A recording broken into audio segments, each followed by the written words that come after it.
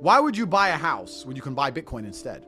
So Andrew Tate says what Bitcoiners have been saying for years. Is it true? Is Bitcoin a superior store of value to real estate? This sounds absolutely insane to most people, but with the help of a brilliant real estate developer turned Bitcoiner, I'm going to make the case for why Tate is absolutely spot on. I'll show real-world evidence that although this shift has already started, Bitcoin has barely scratched the surface of how much of the immense value currently stored in real estate will be swallowed up by Bitcoin. What's up everyone, welcome to Pure Bitcoin Signal. I'm Hurley, Director of Content at Swan. Now let's talk digital real estate. Controversial internet influencer Andrew Tate recently made comments on a live stream about Bitcoin being a superior store of value to real estate. Here's the full clip. Home sales plummeted to their lowest level on record. The housing market is stalling. Agents are dropping quickly. Well, we have Bitcoin now. Why would you buy a house when you can buy Bitcoin instead? You buy a house, you have to pay property tax. You buy a Bitcoin, done. Unless you sell it. You haven't got to pay property taxes every month. The government can't take it from you because you lost it in a boating accident. Plus, you get a higher rate of return.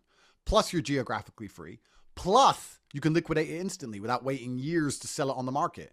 Now, this goes without saying, but I do not endorse anything that Andrew Tate says or does outside of this clip. What I want you to focus on is the idea laid out in the clip itself. Try to throw out all your previous thoughts and opinions about the character or lack thereof of Andrew Tate. What he said in that 30-second clip is absolutely true. Bitcoin is a far superior store of value to real estate. I understand why to most people this sounds crazy. People buy homes in Bitcoin for different reasons, right? You can't live in a Bitcoin after all. That's true. But to understand what I mean when I say this, you have to separate the utility value of buying property, which is a place to live, raise a family, and run a business. You have to separate that from the investment, store value, or monetary premium that is attached to real estate in our current broken financial system. In the clip, Tate lists off reasons why Bitcoin is superior to buying real estate. I'll unpack those in more detail later. But first, I want to take a look at a clip from a talk at BTC Prague just this past summer. This is from a presentation by Leon Wonkum, a real estate developer who also has a master's degree in economics. So he's a little bit more qualified to talk on the subject than Tate. So today, real estate is the #1 store of value in the world. As you can see, it's about 300 times larger than Bitcoin that has already turned into a $1 trillion asset. Depending on your view on fiat money and debt, between 1 to 2/3 of the world's wealth is stored in real estate. So this development coincides with the 15th of August 1971, when the US President Richard Nixon announced that the US would stop the convertibility of dollar into gold at a fixed rate. And this has created the fiat era and an exponential increase in the money supply. And this has really created the role of real estate as the #1 inflation hedge and the #1 of store of value in the world. Real estate rises alongside the monetary supply. So what happens is, as new monetary units enter the market, existing monetary units lose purchasing power, and people are forced to invest in order to protect their wealth. And real estate, due to scarcity and attractive financing options, has turned into the #1 investment. Commercial banks, acting on central bank policies, create new fiat currency, which they funnel into the market through credit and mortgages and property investments, and thus inflate the nominal value of real estate. So real estate really acts as a kind of a reservoir for new money entering the fiat economy. It also acts for a reservoir for capital that is looking for safe flight of the inflationary fiat system into a scarce asset. So the rise in nominal value of real estate actually largely reflects the debasement of fiat currency. And if we look into the history of humankind, throughout thousands of years, real estate was actually priced based on its utility value, which is characterized by the fact that you can live in it, you can use it for production, and you can rent it out to generate cash flow, and last has agricultural capacity, of course. So throughout time, real estate was always tied to wealth and prosperity, but the wealth of real estate owners was more quantified in the agricultural capacity of land, rather than its use as money. So the use as money and the use as the predominant store of value of a civilization is a fairly new phenomenon. There are some examples in the past, and one noteworthy example was in the 2nd to 3rd century AD, the Romans started to inflate the gold currency aureus, and land started to appreciate in price as a result of this. And this was also the time when the Roman Empire started to collapse. So this should tell us something about the state of the currency system we're living in today. Okay, so there's a lot to take in there, but I'm going to do my best to unpack it. First, Wonkum lays out just how large real estate as a store of value has become in our debt-based monetary system. Since the US dollar, the world reserve currency, came off the gold standard in 1971, real estate has become the preferred store of value globally, which has drastically inflated the price of housing around the world. This is the predominant reason why current and future generations are being completely priced out of owning a home. Wealthy individuals and corporate entities buy up huge swaths of land and real estate simply to park their money so that it isn't ravaged by inflation. And as Wonkum points out, this is a relatively new phenomenon, as historically, housing was used predominantly as a means to live and produce agriculture. So what happens when something comes along that the market deems to be a better place to park their money, protecting it and even outpacing the rate of currency debasement or inflation? I'll let Wonkum continue.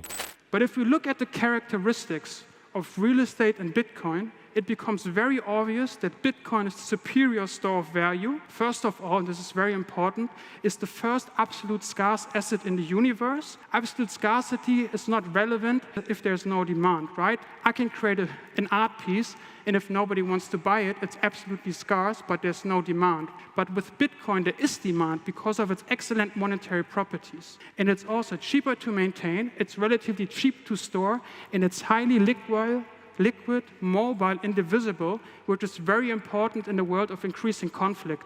So real estate in Germany translates to Immobilie, which literally means to be immobile. Real estate creates a local dependency, which can create a threat. So what we can see here, I marked, the only difference is cash flow.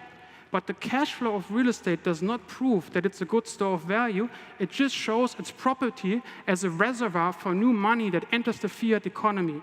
And commercial banks and central banks also favor this type of policy. They like to give out loans for mortgages because they create this money, then charge interest on it. So this is a large part of their revenue stream. But when we look at the price of housing in Bitcoin, we understand that the value of real estate is collapsing against Bitcoin. While the price of an average home in the US was about 1,000 Bitcoin 8 years ago in 2016, today it's around 10 Bitcoin.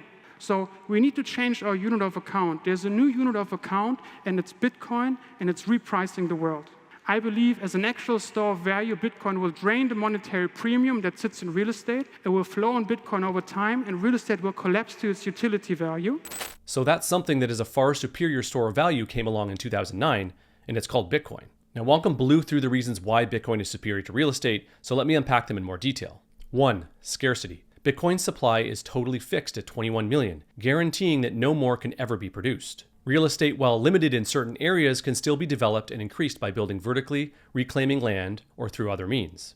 2. Portability. Bitcoin is purely digital, making it easy to transfer anywhere in the world instantly, with very low transaction costs. You can move billions of dollars of value across borders with just a private key stored in your head. Real estate, on the other hand, takes time, costs, and legal processes to transfer ownership, and it is, of course, impossible to move across borders. 3. Divisibility.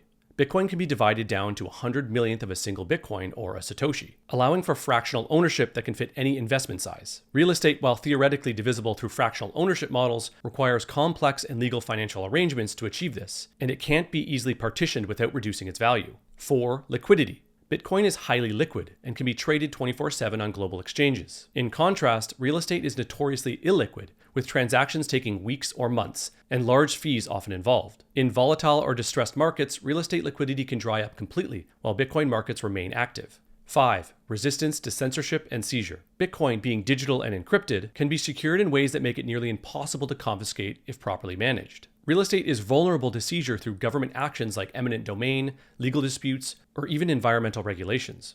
6. Maintenance and taxes. Real estate requires ongoing maintenance, property taxes, and insurance, making it a costly asset to hold. Bitcoin, on the other hand, is costless to maintain once acquired, with the only consideration being secure storage, which can be achieved at negligible cost compared to real estate. And finally, future growth potential. Bitcoin is still in its early adoption phase, meaning its value will increase significantly as more individuals, institutions, and even governments adopt it as a store of value. Real estate, by contrast, has already reached saturation in many prime markets, limiting its upside future potential. This last point is the kicker, and the reason why I and many others believe that Bitcoin is the absolute hands-down best place to store your wealth today. The days of 10xing your money on real estate are very likely over. Bitcoin, on the other hand, is still in the very early stages of its adoption as money. As mentioned in previous videos, it is still in the early stages of being widely accepted as a reliable store of value. Its high price volatility, which many conflate with risk, has confused the market into thinking it's not a safe investment like real estate. This is slowly changing though, and that slide Wonkum pulled up comparing the average price of US homes in 2016, 2020, and 2024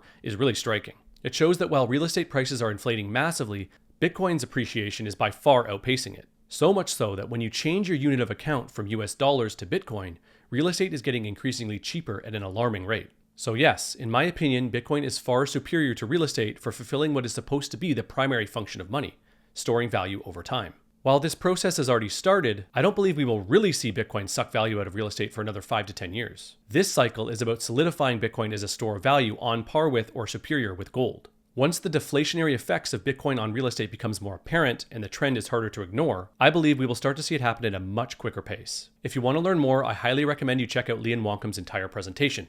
I'll leave a link in the description below. Also, follow him on X at Leon Wonkum and his writing at leonwonkum.substack.com. He's currently in the process of writing a book called Digital Real Estate that I'm really looking forward to reading. That's it for today. Let me know what you think of all this in the comments below. Like this video and share it with your real estate maxi friends and family, and subscribe to the channel for more Bitcoin Signal. Thanks for watching and have a great weekend.